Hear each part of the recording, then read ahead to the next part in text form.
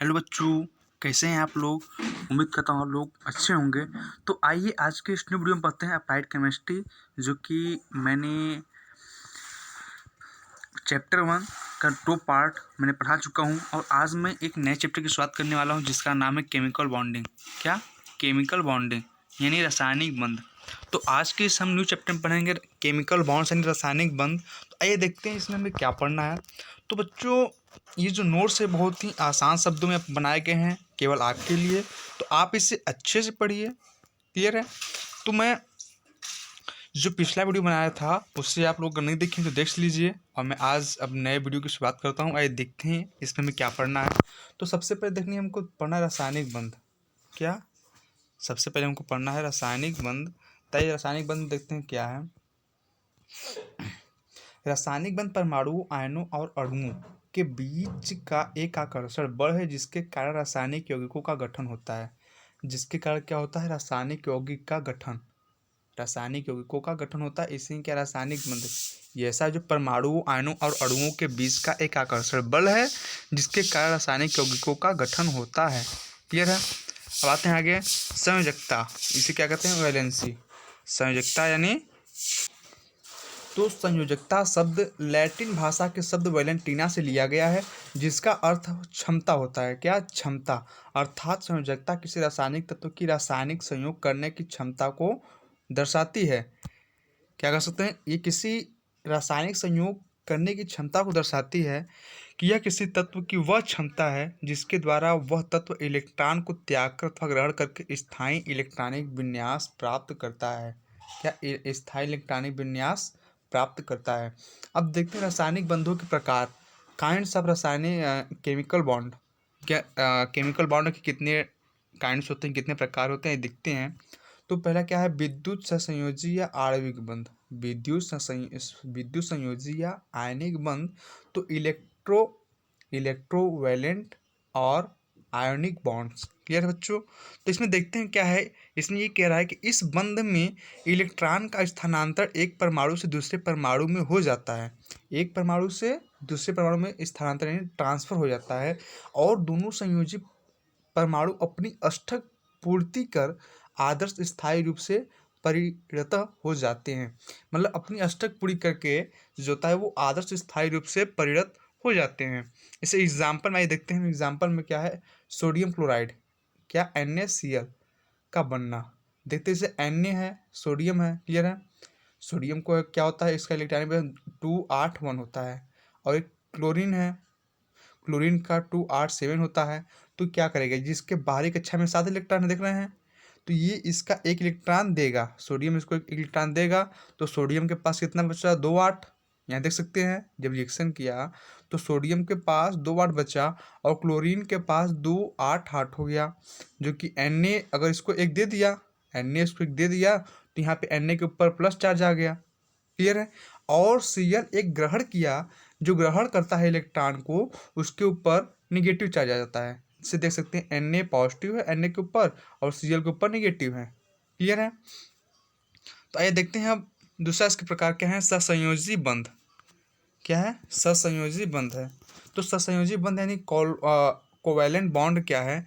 तो इस बंध में दो संयोजी परमाणु अपनी अष्टक पूर्ति के लिए इलेक्ट्रॉन की बराबर की साझेदारी करते हैं। साझे के इलेक्ट्रॉन पर दोनों परमाणुओं का समान अधिकार होता है। एक बार इसे फिर से रिपीट करता हूँ। इस बंध में दो संयोजी परमाणु अपनी अष्टक पूर्ति के लिए इलेक्ट्रॉन के बराबर की साझेदारी करते हैं।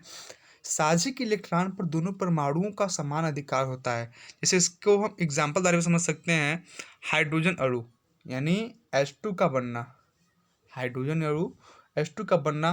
तो H है एक अणु, और एक हाइड्रोजन का अणु। हाइड्रोजन के यहाँ 2 अणु हैं। क्लियर है? अब ये हाइड्रोजन अणु क्या है? H डबल बॉन्ड H, ये बनना हाइड्रोजन के अणु का बनना। यही इस प्रकार बने बंध को सहसंयोजी अथवा अध्रुवी बंध कहते हैं। इसको सहसंयोजी या अध्रुवी बंध कहते हैं।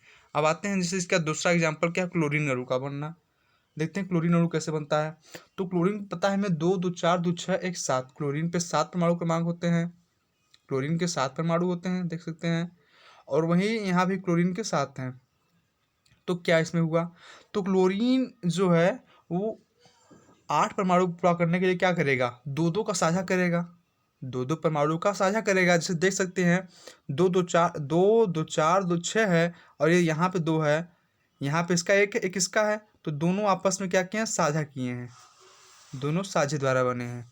यही क्या है, Cl क्लोरीन, क्लोरीन अणु। क्लियर है बच्चों। उसके बाद आगे देखते हैं सहसंयोजी यौगिकों के लक्षण। इनके कुछ लक्षण क्या होते हैं, सहसंयोजी यौगिकों के लक्षण देखते हैं, पढ़ते हैं नीचे। तो ये क्या है, पहला क्या लक्षण है, ये यौगिक आमतौर पर द्रव या गैस होते हैं, आमतौर पर द्रव या गैस होते हैं, केवल कुछ ही ठोस होते हैं। इसमें जो होता है केवल कुछ ही ठोस होते हैं, सॉलिड होते हैं, नहीं तो आमतौर पर ये द्रव और गैस ही होते हैं। अब आगे देखते हैं दूसरा।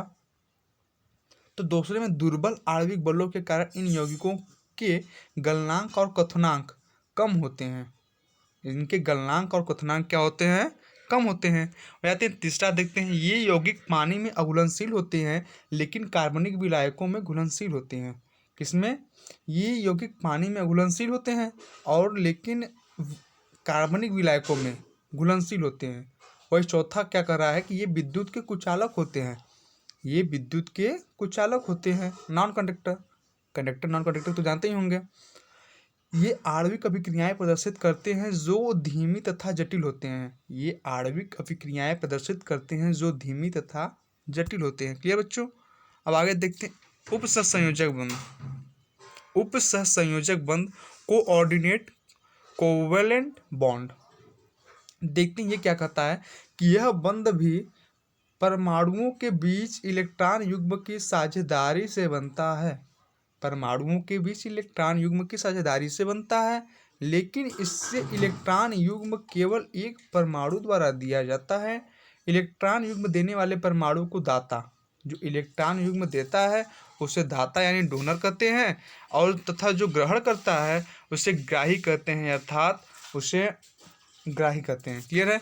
तो इसका एग्जाम्पल क्या है, ओजोन अणु, O3 कैसे बनना, देखिए O3 कैसे बनता है, ज़्यादा समझते हैं। ऑक्सीजन है, ऑक्सीजन कितने होते हैं, 6 होते हैं, देख रहे हैं, 2 इधर है, 2 इधर है, 2 इधर। और ये क्या है, सल्फर है, सल्फर के कितने हैं, 2 2 4 2 6। ऑक्सीजन के यहाँ 6 हैं, स्पष्ट दिख रहा है, ऑक्सीजन के कितने हैं, 6 है। और यहाँ भी देख लीजिए इक्वल टू हुआ, तो यहाँ ऑक्सीजन के इधर भी 6 हैं और इधर भी 6, और ये बना कितना, 2 2 4 2 6 बना।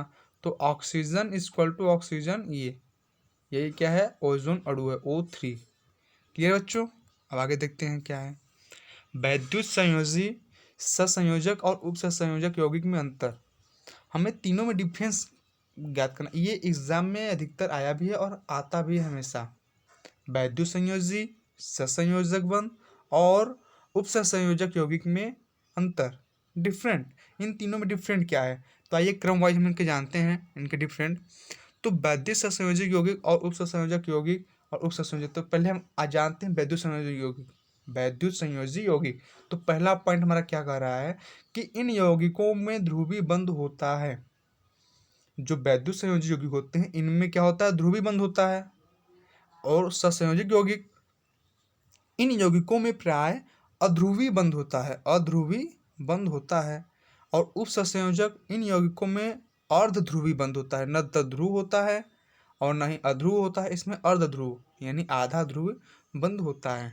बात में दूसरी तरफ चलते हैं, दूसरा क्या कह रहा है कि ये यौगिक जल में विलेय परंतु कार्बनिक विलायकों में अविलेय होते हैं। कौन से, वैद्युत संयोजी यौगिक जो होते हैं ये यौगिक जल में विलेय परंतु कार्बनिक विलायकों में अविलेय होते हैं। और जो होता है सहसंयोजी यौगिक, ये यौगिक जल में अविलेय परंतु कार्बनिक विलायकों में विलेय होते हैं। उसके बाद उत्संयोजक यौगिक, ये यौगिक जल तथा अन्य ध्रुवीय यौगिकों में अविलेय परंतु अध्रुवीय कार्बनिक विलायकों में विलेय होते हैं। स्पष्ट क्लियर हो रहा है, विलायकों में विलेय होते हैं। उसके बाद आते हैं तीसरे टॉपिक की तरफ पढ़ते हैं। तीसरा टॉपिक हमारा क्या कर रहा है कि ये यौगिक इलेक्ट्रॉन के स्थानांतरण से बनते हैं, जो इलेक्ट्रॉन होता है उसके स्थानांतरण यानी इलेक्ट्रॉनों के ट्रांसफर से बनते हैं, जबकि ये यौगिक इलेक्ट्रॉनों की बराबर की साझेदारी से बनते हैं। कौन से, सहसंयोजी यौगिक जो क्या होता है, सहसंयोजी यौगिक इलेक्ट्रॉनों की बराबर साझेदारी से बनते हैं। वही आते हैं इनमें उपसहसंयोजक में, तो इन यौगिकों में संयुक्त में से केवल एक परमाणु ही इलेक्ट्रॉन देता है और दूसरा ग्रहण करता है। इनमें क्या होता है कि एक इलेक्ट्रॉन देता है और दूसरा ग्रहण करता है। क्लियर है। उसका जो चौथा करा है, इन यौगिकों के गलनांक तथा क्वथनांक कुछ होते हैं। इनके जो होते हैं गलनांक और क्वथनांक वो उच्च होते हैं और इन यौगिकों के गलनांक तथा क्वथनांक कम होते हैं, जबकि उपसंयोजक यौगिकों के गलनांक तथा क्वथनांक विद्युत सहसंयोजी से कम तथा से अधिक होते हैं। क्लियर है। अब आते हैं आगे, हम अगला न्यू टॉपिक क्या पढ़ते हैं, हाइड्रोजन बंध, हाइड्रोजन बॉन्ड, जो कि सबसे मोस्ट इम्पॉर्टेंट है, इसे लिख लीजिए, मोस्ट इम्पॉर्टेंट हाइड्रोजन बॉन्ड, ये एग्जाम में कई बार आया है। क्लियर है। तो ये देखते हैं इसके बारे में। किसी परमाणु द्वारा साझे के इलेक्ट्रॉन युग्म को अपनी ओर खींचने की प्रवृत्ति को उसकी विद्युत ऋणात्मकता अथवा ऋण विद्युति कहते हैं। जब किसी अधिक विद्युत ऋणात्मकता वाले परमाणु जैसे ऑक्सीजन, क्लोरीन या फ्लोरीन OCl या F के साथ हाइड्रोजन परमाणु मिलकर सहसंयोजक बंध बनाता है, तो साझे का इलेक्ट्रॉन युग्म अणु के केंद्र में नहीं रहता है, बल्कि अधिक विद्युत ऋणात्मक वाले परमाणु जैसे कि ऑक्सीजन, क्लोरीन, फ्लोरीन की दिशा में स्थानांतरित हो जाता है। परिणामस्वरूप हाइड्रोजन परमाणु पर आंशिक धनावेश तथा उच्च विद्युत ऋणात्मकता वाले परमाणु पर आंशिक ऋणावेश मतलब समझो थोड़ा सा, कुछ अंश भर ऋणावेश आ जाता है। इस प्रकार एक ध्रुवीय अणु का निर्माण होता है। इससे एग्जाम्पल्स हम क्या उदाहरण से देख सकते हैं कि H2O, HCl, HF आदि यह अणु द्विध्रुव की तरह व्यवहार करते हैं। किसकी तरह? द्विध्रुव की तरह व्यवहार करते हैं। अब आगे देखते हैं इसका जो कुछ नोट पॉइंट बिंदु है। हाइड्रोजन बंध को बिंदुदार रेखा द्वारा प्रदर्शित करते हैं, डॉटेड लाइन द्वारा इसको प्रदर्शित करते हैं। हाइड्रोजन बंध को डॉटेड लाइन द्वारा प्रदर्शित करते हैं, जहाँ की हमने देखा। अब हाइड्रोजन फ्लोराइड HF अमोनिया तथा जल के अणु द्रव या ठोस अवस्था में हाइड्रोजन बंध बनाते हैं। जैसे देख सकते हैं HF है, ये हाइड्रोजन बंध है, डॉटेड लाइन, फिर F है, फिर डॉटेड लाइन है, फिर HF, फिर डॉटेड लाइन, फिर HF, क्या है ये HF अणु है। क्लियर है।